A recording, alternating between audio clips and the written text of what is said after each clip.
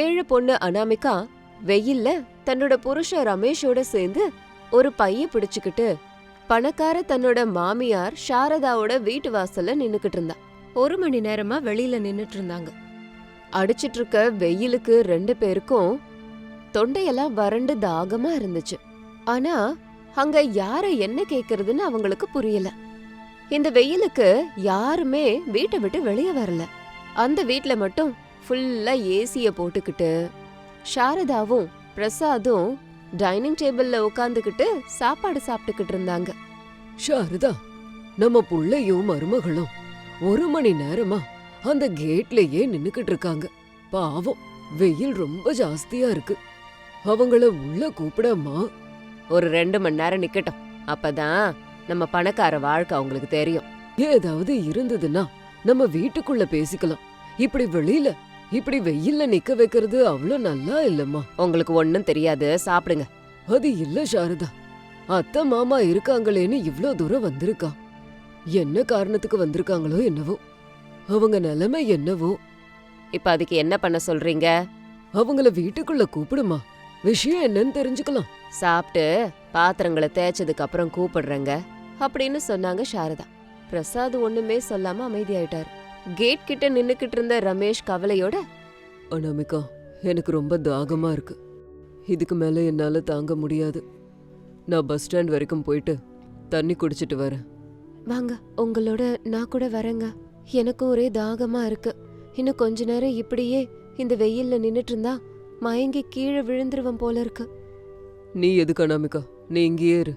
அம்மா வீட்ல இருந்து வரும்போது இங்க யாராவது ஒருத்தர் இருக்கணும் இல்லையா? நான் பஸ் ஸ்டாண்ட் வரைக்கும் போயிட்டு வயிறார தண்ணி குடிச்சிட்டு அப்படியே உனக்கு ஒரு பாட்டில்ல கொண்டு வரேன், சரியா? சரிங்க, ஜாக்கிரதையா போய் தண்ணிய குடிச்சிட்டு பத்திரமா திரும்ப வந்துருங்க.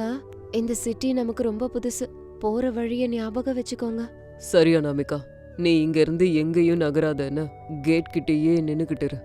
அம்மா எப்ப வேணாலும் வெளியில வருவாங்க, உன்னை பாப்பாங்க, நம்மள உள்ள கூப்பிடுவாங்க. நீங்க சொன்ன மாதிரி நான் எங்கேயும் போகாம இந்த கேட் கிட்டேயே இருக்கேங்க. நீங்க ஜாக்கிரதையா போய் தண்ணிய குடிச்சிட்டு வாங்க. இப்படி 2 பேரும் பேசிக்கிட்டு இருக்கும்போது செக்யூரிட்டி ராமசாமி வாட்டர் பாட்டிலோட அவங்க கிட்ட வந்தாரு. அவங்கள பார்த்து இறக்கப்பட்டாரு. மேடம், சார், முதல்ல தண்ணிய குடிங்க. உங்களை பார்த்தாலே பாவமா இருக்கு. இந்த உச்சி வெயில்ல 1 மணி நேரமா கேட்டுக்கிட்டே நின்னுட்டு இருக்கிறியாலே, முதல்ல தண்ணிய குடிங்க, உசுறு திரும்ப வரும் அப்படின்னு வாட்டர் பாட்டில கொடுத்தாரு. ரமேஷ் வேக வேகமா முதல்ல குடிச்சிட்டு அனாமிகா கொடுத்தான். அனாமிகாவும் வயிறார குடிச்சா. 2 பேரோட தாகமும் அடங்குச்சு.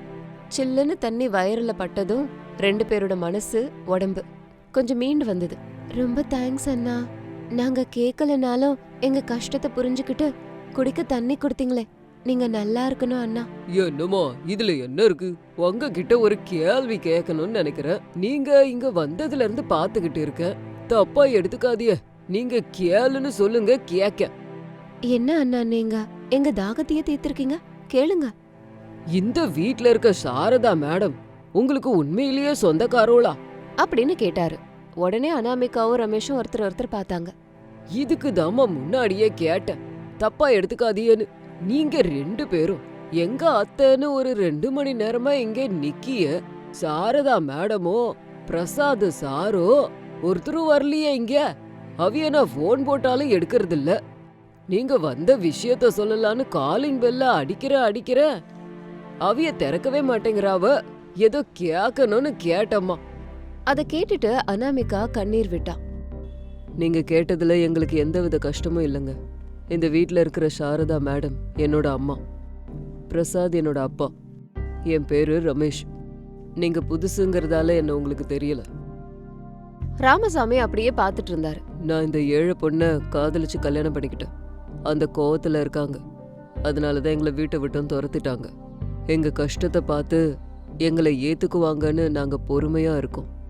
அண்ணா, நாங்க ஒண்ணு அன்னக்காவடி இல்ல, அன்னதானமே போடுறவங்க. 1 ஏக்கர் நிலம் இருக்கு, விவசாயம் ரொம்ப நல்லா நடக்குது. ஆனா இந்த வெயில் காலம் ரொம்ப கடுமையா இருக்கறதால தண்ணி இல்லாம பூமாதேவி எங்களை கொஞ்சம் சோதிச்சுக்கிட்டு இருக்கிறா. அந்த அம்மா படுற கஷ்டத்தை எங்களால பார்க்க முடியல, எங்க கஷ்டத்தையும் தாங்க முடியல. அதான் எங்க அத்தை வீட்டுக்கு வந்து 2 நாள் இருந்துட்டு போலான்னு நினைச்சோம். அவ்வளவுதான். நாங்க ஒண்ணும் பரம ஏழைங்க இல்ல. என்ன பொறுத்த மட்டும் விவசாயிய அப்போ இப்போ எப்பவும் கடவுள் தாம்மா. உங்களை நான் கையெடுத்து கும்பிடுதேன். அதை விட்டா மேடமோட பெர்மிஷன் இல்லாம உங்களை உள்ள விட முடியாது. தண்ணி கொடுத்து புண்ணியத்தை கட்டிக்கிட்டீங்கன்னா அதுவே போதும். எங்க அத்தை கூப்பிடுற வரைக்கும் நாங்க இங்கே இருக்கோம். உங்களுக்கு கஷ்டம் கொடுக்க மாட்டோம் அப்படின்னு சொல்லிட்டு இருக்கும்போது சாரதா வீட்ல இருந்து வெளியே வந்தாங்க. செக்யூரிட்டியே, அவங்கள உள்ள அனுப்புப்பா. சரி மேடம், உள்ள போங்க, மேடம் கூப்பிடுறாங்க. அனாமிகாவும் ரமேஷும் ரொம்ப சந்தோஷமா வீட்டுக்குள்ள வந்தாங்க. சோஃபால உட்கார போகும்போது அங்க இல்ல, கீழே கீழே உட்காருங்க. ஷாரதா, வீட்டுக்குள்ள கூப்பிட்டு இவங்கள அவமானப்படுத்துறது எனக்கு பிடிக்கல. உங்களுக்கு ஒன்னும் தெரியாது. இவங்க இப்போ இந்த விலை உயர்ந்த சோஃபால உட்காருவாங்க. நாளைக்கு அவங்க வீட்டுக்கு போனா இந்த மாதிரி இருக்காதுல்ல. எப்படியோ அங்க தரையில தானே உட்காருவாங்க, அதே மாதிரி இங்கேயும் உட்காரட்டும். ஷாரதா, கோவப்படாதீங்கப்பா. அம்மா சொல்ற மாதிரி எங்க வாழ்க்கை அங்க தரை மேல தானே, தரையில தானேப்பா. பரவாயில்ல, கீழே உட்கார்றதுக்கு எங்களுக்கு எந்த பிரச்சனையும் இல்ல. சந்தோஷமாதான்ப்பா இருக்கு. வெளியில 1 மணி நேரமா அந்த வெயில்ல நின்னுக்கிட்டு இருந்ததுக்கு உள்ள கூப்பிட்டு உட்கார சொல்றீங்கல்ல, அதுவே போதும். அனாமிகாவும் ரமேஷும் கீழே உட்காந்தாங்க. சாரதாவும் பிரசாதும் மேல உட்காந்தாங்க. ஆனா அது பிரசாதுக்கு பிடிக்கல. சொல்லுமா மருமகளே, ஊர்ல இருந்து எதுக்கு இங்க வந்திருக்கீங்க? ரொம்ப சந்தோஷம் அத்த.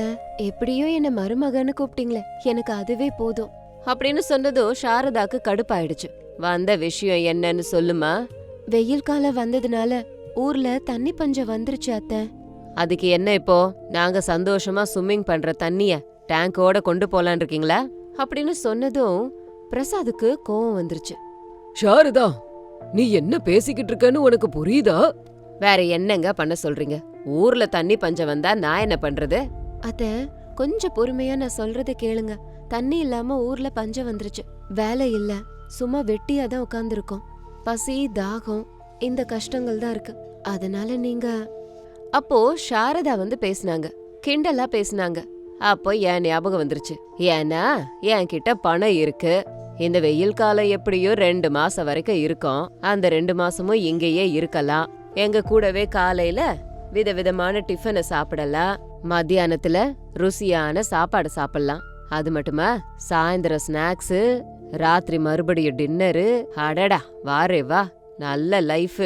அத அனுபவிக்கிறதுக்கு எங்க வந்திருக்கீங்க அப்படின்னு சொன்னாங்க சாரதா. அனாமிகாவும் ரமேஷும் ஒருத்தர் பாத்துக்கிட்டாங்க. எங்களை தப்பா புரிஞ்சிட்டு இருக்கீங்க அத்தை. என் மைண்ட் செட்டு அவ்வளவுதான் அனாமிகா. பணக்கார மூளை அது இஷ்டத்துக்கு இப்படிதான் யோசிக்கும். அதே மாதிரிதான் என் வாயும். வாய்க்கு வந்ததை நான் பாட்டுக்கு பேசுவேன். ஃபில்டர் போட்டெல்லாம் பேச முடியாது. முன்ன பின்ன யோசிச்சு பேசாது. அம்மா, எங்களுக்கு ஊர்ல வேலை இல்ல. இங்க வேலை தேடுறதுக்கு ஒரு 2 நாளாவது ஆகும். வேலை கிடைச்ச உடனேயே நாங்க இங்க இருந்து போயிடுவோம். அத கேட்டதும் சாரதா கிண்டலா, உங்கள மாதிரி ஆளுங்களை கிராமத்துல பாத்துக்கிறதே கஷ்டம். இந்த மாதிரி வீட்ல உங்களை எப்படி பாத்துக்கிறது? அம்மா, அனாமிகாவை கல்யாணம் பண்ணிக்கிட்டேங்கிறதுக்காக நான் உன் புள்ள இல்லைன்னு ஆயிடுமாமா? சொல்லுமா, சொல்லு. இந்த லைஃப் வேணா, அந்த லைஃப் தான் வேணும்னு போனல்ல. என்னையும் அப்பாவையும் எவ்வளோ கஷ்டப்படுத்தினு உனக்கு தெரியுமா? 2 நாள் இல்ல, 2 மணி நேரம் கூட நீங்க இந்த வீட்ல இருக்க கூடாது. உங்களுக்கு எந்தவித பண உதவியும் நான் பண்ண மாட்டேன் அப்படின்னு சொன்ன சாரதா வார்த்தைகள் அனாமிகா மனச ரொம்ப காயப்படுத்துச்சு. ரொம்ப சந்தோஷம் அத்தை. உங்க வெளிப்படையான பேச்ச கண்டிப்பா பாராட்டி தான் ஆகணும். நாங்க கவலைப்படுவோமே, எங்க மனசு காயப்படுமேன்னு துளி கூட யோசிக்காம பேசுறீங்க பாருங்க. நீங்க சொல்ல வேண்டிய எல்லாத்தையும் சொல்லிட்டீங்க. நாங்க மறுபடியும் எங்க ஊருக்கு போயிடுறோம். என்ன புரிஞ்சுக்கிட்டதுக்கு ரொம்ப நன்றிம்மா. கதவு திறந்துதான் இருக்கு, எழுந்து கிளம்பி போங்க. கொஞ்சம் குடிக்க தண்ணி தாம்மா. இது நீங்க குடிக்கிற மாதிரியான தண்ணி இல்ல. தோட்டத்து பக்கம் ஒரு டேப் இருக்கு, அங்க கையில புடிச்சு குடிங்க, போங்க அப்படின்னு சாரதா கோபமா சொன்னதும் அனாமிகாவும் ரமேஷும் கவலையோட திரும்ப அவங்களோட ஊருக்கே போயிட்டாங்க. சாரதா ஒரு ஏழை பொண்ண ரமேஷ் கல்யாணம் பண்ணிக்கிட்டாங்கிற ஒரே காரணத்துக்காக இவ்ளோ கடினமா சொந்த மகன்கிட்டயே நடந்துக்கிறாங்க. இது இன்னைக்கு ஸ்டோரி. இதே மாதிரி இன்னொரு ஸ்டோரியோட உங்களை மறுபடியும் மீட் பண்றேன். பாய்.